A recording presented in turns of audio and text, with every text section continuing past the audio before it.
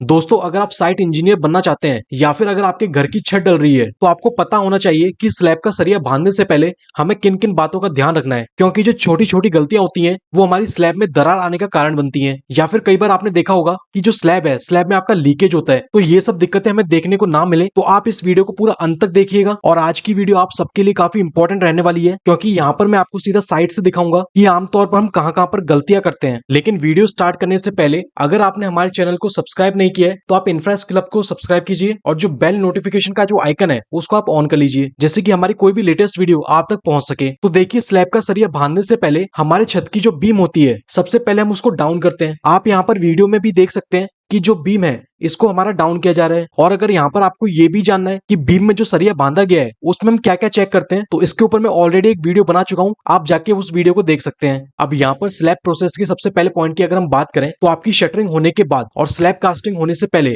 आपको यहाँ पर ध्यान रखना है कि आपकी छत पर कहीं भी कचरा नहीं होना चाहिए। अगर धूल मिट्टी है या फिर कचरा आपकी छत पे पड़ा हुआ है तो उसको आप साफ कराइए। स्लैब कास्टिंग होने से पहले आप छत पर एक बार झाड़ू जरूर लगवा लीजिए। तो ये तो काफी बेसिक था। इसके बाद आपको दूसरी बात जो ध्यान में रखनी है कि स्लैब कास्टिंग के जो आप स्टील प्लेट्स यूज में ले रहे हैं उन प्लेट्स के बीच में आपकी बिल्कुल भी जगह नहीं होनी चाहिए। जहां पर भी आपके प्लेट्स के बीच में जॉइंट्स आ रहे हैं उसको या तो आप एक टेप की हेल्प से कवर कर दीजिए या फिर उन जॉइंट्स को ग्रीस की हेल्प से बंद कर दीजिए। मतलब कि आपको उन जॉइंट्स को अच्छे से फिल कर देना है, वो आपके खाली नहीं रहना चाहिए। क्योंकि स्लैब कास्टिंग के समय जो भी हमारा कंक्रीट में जो स्लरी होती है, जो सीमेंट की जो स्लरी होती है, मतलब जो पानी होता है, वो आपका क्या करेगा, इन जॉइंट्स के थ्रू नीचे की तरफ टपकने लगेगा। और आपने काफी जगह पर ये गलतियां देखी भी होंगी कि स्लैब कास्टिंग के समय छत में से पानी लीक करता है शटरिंग से होते हुए। तो ये गलती आपने नहीं करनी है, इसलिए आप पहले ही जॉइंट्स को अच्छे से फिल करके चलिए। और ये बाद में काफी नुकसानदायक भी होता है, क्योंकि जो स्लैब की जो स्ट्रेंथ है वो आपकी कम रह जाएगी। जॉइंट्स फिल करने के बाद अब जो हमारी शटरिंग है, वो शटरिंग के ऊपर आपको शटरिंग ऑयल लगा देना है। आपको अपनी पूरी छत के ऊपर शटरिंग ऑयल लगा देना है। शटरिंग ऑयल लगाने से हमारा फायदा क्या होता है, जब आप कंक्रीटिंग कर देंगे और जब हम डी शटरिंग करते हैं, मतलब कि जब आप अपना फर्मा निकालते हैं, तो आपकी जो स्टील प्लेट्स होती हैं वो आपकी कंक्रीट के साथ चिपकती नहीं है, वो आराम से निकल जाती हैं। लेकिन अगर आप शटरिंग ऑयल नहीं लगाएंगे और सीधा आप अपनी स्टील प्लेट्स के ऊपर कंक्रीटिंग कर देंगे, मतलब आप स्लैब कास्ट कर देंगे, और उसके बाद जब आप डी शटरिंग करेंगे तो वहां पर हमें ज्यादातर ये समस्या देखने को मिलती है कि हमारी जो स्टील प्लेट्स होती हैं और जो कंक्रीट होती है वो आपस में चिपक जाती हैं। उनको निकालना काफी मुश्किल हो जाता है। और अगर हम उन्हें फोर्सफुली निकालने की अगर कोशिश भी करते हैं तो उससे हमारी जो स्लैब की जो फिनिशिंग होती है वो इतनी अच्छी निकल के नहीं आ पाती है, और हमारी जो लेबर है वो भी ज्यादा लगती है, जिसकी वजह से जो ओवरऑल कॉस्ट निकल के आती है, जिसकी वजह से जो हमारा खर्चा होता है वो भी हमारा बढ़ जाता है। इसलिए आप पहले ही शटरिंग ऑयल लगा के चलें, जिससे कि बाद में ये सब समस्या आपको देखने को नहीं मिले। अब यहाँ पर अगर मैं आपको बताऊं कि हमारा एक छत में कितना शटरिंग ऑयल लगता है,